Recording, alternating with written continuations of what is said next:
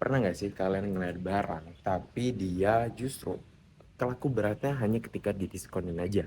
Tapi di satu sisi, ada barang yang nggak perlu diskon pun tapi tetap laku. Gimana ya strategi penempatan harga mereka? Apakah mereka sebenarnya ada jenis-jenisnya? Kalaupun ada jenis-jenisnya, disebut apa sih sebenarnya? Kalau kalian emang penasaran, pantengin terus video ini karena di sini kita bakalan ngebahas terkait elastisitas serta aplikasinya. Tapi kayaknya nggak Abdul kalau kita nggak kenalan. Halo semuanya, aku Fadil Muhammad Faizan dari kelompok 4 Paralel 3. Dan ini ada teman-temanku juga yang bakal ngejelasin kalian terkait elastisitas dan kelanjutannya. So without any further ado, ayo kita masuk ke pembahasan pertama. Dalam ilmu ekonomi, elastisitas merupakan perbandingan perubahan proporsional dari sebuah variabel dengan perubahan variabel lainnya. Dengan kata lain, elastisitas mengukur seberapa besar kepekaan atau reaksi konsumen terhadap perubahan harga. Lalu, elastisitas juga terbagi menjadi empat, yaitu ada elastisitas permintaan, penawaran, pendapatan, dan juga elastisitas silang. Selanjutnya, secara umum, berdasarkan nilai elastisitasnya terdapat 5 jenis elastisitas, yaitu yang pertama, ada elastis sempurna. Nah, maksudnya, walaupun harganya tidak berubah, tetapi jumlah barang atau jasa yang diminta pasti berubah. Selanjutnya yang kedua, ada elastis. Nah, hal ini tuh terjadi kalau persentase perubahan jumlah barang yang diminta itu lebih besar daripada persentase perubahan harganya. Jadi nilai koefisien itu lebih dari 1.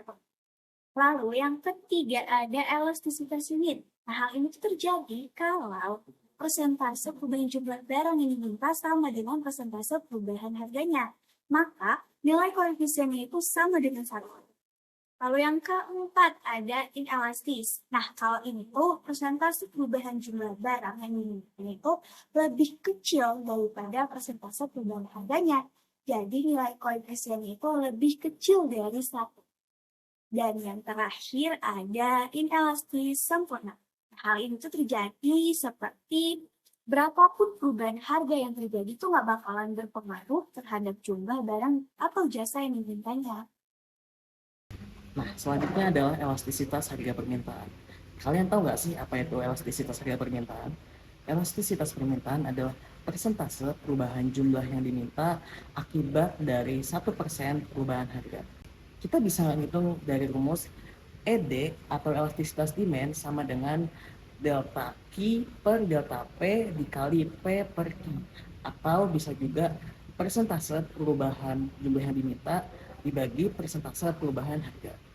Contoh kasusnya dapat kita lihat pada fenomena perubahan harga cabai di pasar. Pada mulanya, harga cabai itu Rp30.000 di pasar.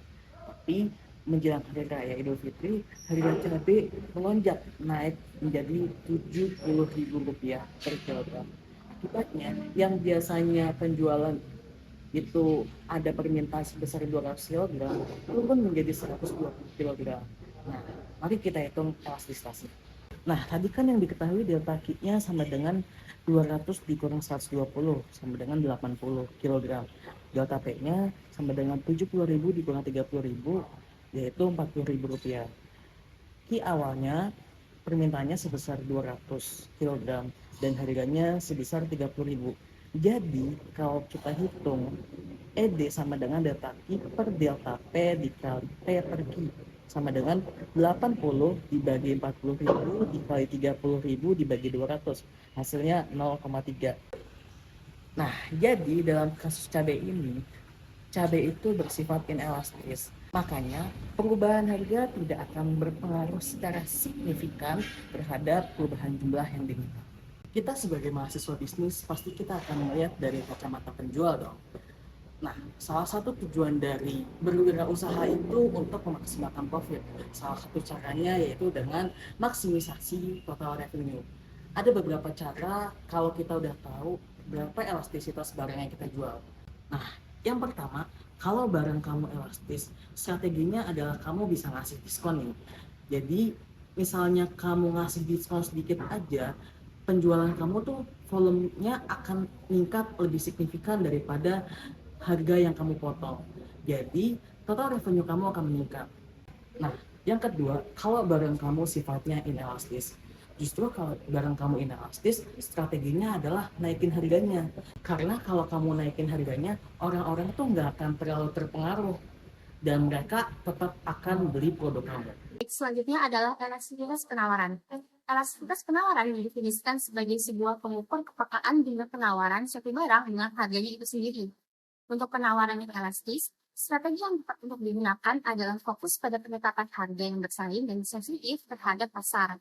Kita harus mempertimbangkan untuk menetapkan harga yang lebih rendah untuk menarik lebih banyak pelanggan atau menggunakan strategi diskon dan juga untuk promosi. Untuk penawaran yang elastis, strategi yang tepat untuk digunakan adalah fokus pada diferensiasi produk atau layanan yang kita miliki.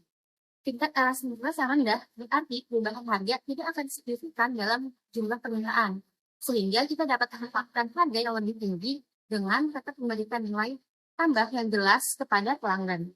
Nah, sebagai contoh elastisitas penawaran, kita dapat melihat dari pasar karet alam. Jika harga karet alam naik secara signifikan, maka para petani mungkin tidak dapat secara instan meningkatkan produksi karet karena proses tumbuhnya memerlukan waktu yang cukup lama.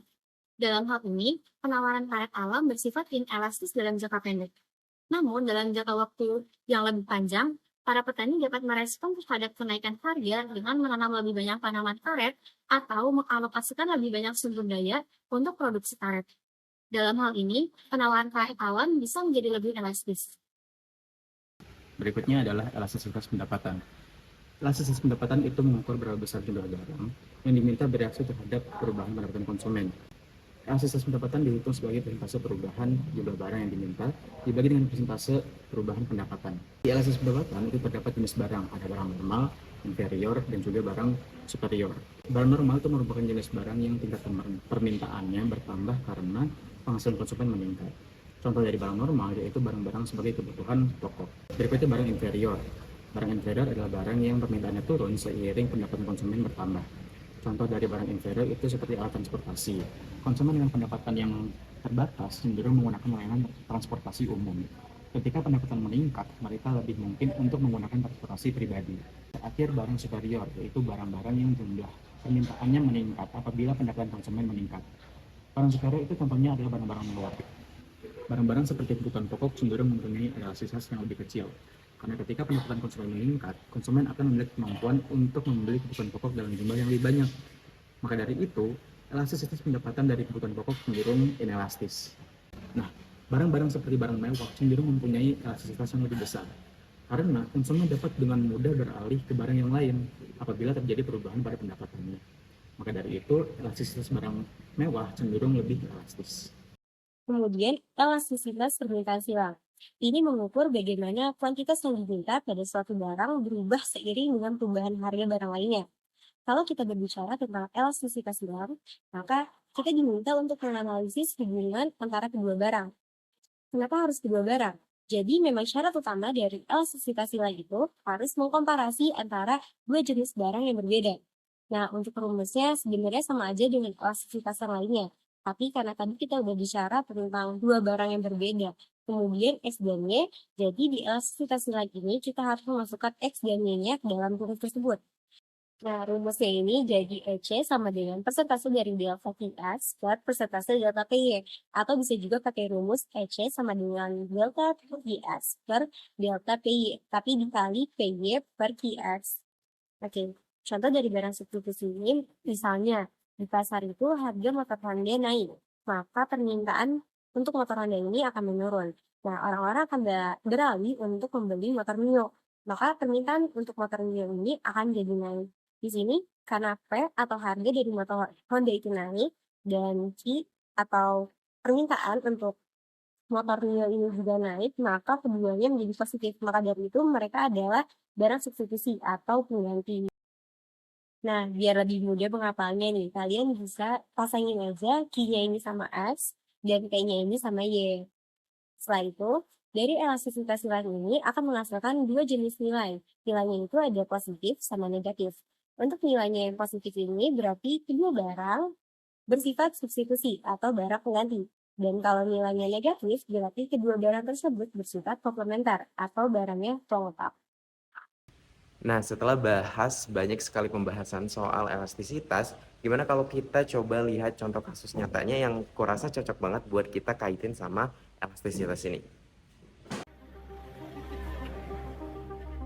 Kurang dari sepekan menjelang Lebaran, harga daging sapi mengalami kenaikan. Di sejumlah pasar di Kabupaten Bogor, Jawa Barat, daging sapi dijual mulai dari Rp150.000 hingga Rp160.000 per kilogram. PLT Bupati Bogor, Jawa Barat, Iwan Setiawan mengatakan, kenaikan harga ini masih terbilang wajar seiring meningkatnya permintaan jelang Lebaran. Pihaknya pun mengaku tak bisa melakukan intervensi harga daging agar bisa turun seperti sepekan lalu. Namun dirinya memastikan stok daging sapi masih cukup memenuhi kebutuhan warga sampai Hari Raya. Yang kami soroti adalah harga daging ya. Kemarin katanya 140, sekarang 150, tapi di daerah lain sudah ada yang 160.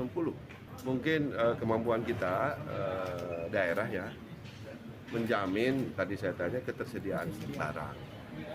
Ya kalau masalah harga kan ya itu hukum pasar ya. Dan mungkin suplainya kurang atau terbatas, kita juga agak susah ya intervensi. Diprediksi harga daging sapi akan terus mengalami kenaikan hingga sehari sebelum Idul Fitri. Harga daging sapi terus mengalami kenaikan menjelang Hari Raya Idul Fitri. Di pasar tradisional daerah Sukabumi, Jawa Barat, harganya sudah mencapai Rp140.000 per kilogram dari sebelumnya Rp120.000 per kilogram. Ya, kinten 14, jadi ke hari-hari kinten 15-an lah. Selain harga yang meningkat, penjualan daging sapi pun mengalami kenaikan. Dalam sehari, pedagang bisa menjual hingga 150 kg. Tak hanya daging sapi, harga cabai di Pasar Gudang Sukabumi naik hingga 2 kali lipat. Dari sebelumnya Rp40.000 per kilogram, kini menjadi Rp80.000 per kilogram. Kemarin sebelumnya Rp40.000, sekarang naik sampai Rp80.000. Kemungkinan kalau barangnya tidak ada, kemungkinan naik lagi. Kemarin teh barangnya nggak ada, paling puncaknya kalau itu mah sampai 100 biasanya. Menurut pedagang, kenaikan harga ini akibat tidak seimbangnya stok cabai dengan permintaan konsumen yang meningkat jelang Lebaran. Masyarakat berharap pemerintah bisa menstabilkan harga kebutuhan Lebaran. Tim Liputan CNN Indonesia. Guys, tadi kan kita udah lihat nih masing-masing dari video soal berita harga daging naik yang diposting 7 bulan yang lalu. But walaupun udah 7 bulan yang lalu, tapi masih hangat dan relevan lah untuk kita bahas. Menurut kalian gimana soal berita tadi? Menurut aku sih daging sapi yang ada di berita sifatnya berubah menjadi inelastis. Karena kondisinya juga lagi lebaran dan orang-orang akan mengikuti tradisi. Jadi walaupun harga daging meningkat, konsumen akan tetap membeli. Jadi penjual tidak akan rugi karena penjualan tidak menurun. Nah iya betul banget tuh. Dan tadi juga aku lihat di videonya itu kalau harga cabai itu lagi naik nih, 2 kali lipat naiknya. Dari yang harganya Rp40.000 sekarang jadi Rp80.000. Kira-kira apa ya respon konsumen terhadap kenaikan harga cabai ini? Nah, kalau menurut aku sih respon dari konsumen itu bakalan nggak berpengaruh signifikan ya. Karena apalagi ini momennya kan menjelang hari raya ya. Jadi pastinya masyarakat itu berbondong-bondong untuk masak besar buat keluarganya, untuk kumpul. Dan apalagi ini sebuah momen yang jarang terjadi setahun sekali kan. Jadinya walaupun harga cabai itu naik menjadi 2 kali lipat, mungkin aja sih kalau pembeli itu bakal ngurangin jumlahnya, tapi nggak bakalan berpengaruh signifikan karena cabai ini sifatnya adalah inelastis. I see. Oh ya, dari penjelasan tadi aku lihat nih, barang-barang yang notabene inelastis ini harganya lagi pada naik kan. Jadi apa sih kebijakan yang dilakukan pemerintah untuk mengatasi hal ini? Nah, kalau dari sisi pemerintahnya, perlu memperhatikan keseimbangan yang baik antara kebijakan jangka panjang yang mendukung stabilitas harga dengan produsennya. Maka pemerintah di sini berperan menetapkan kebijakan ini agar memberi keadilan antara produsen dan juga konsumen. Oke, nah mungkin buat kesimpulannya kita bisa ngeliat nih kalau melihat bagaimana respons pembeli ataupun penjual pada perubahan harga itu penting banget teman-teman. Supaya kita bisa tahu nih strategi itu yang cocok buat produk yang kita jual dengan harga tersebut itu gimana. Dengan ini pula kita juga belajar gimana kita mengkonsiderasi beberapa pengaruh-pengaruh lain kayak pendapatan atau barang substitusi maupun barang komplementer lainnya. Mungkin itu aja sekian dari kami, sampai jumpa di video lainnya.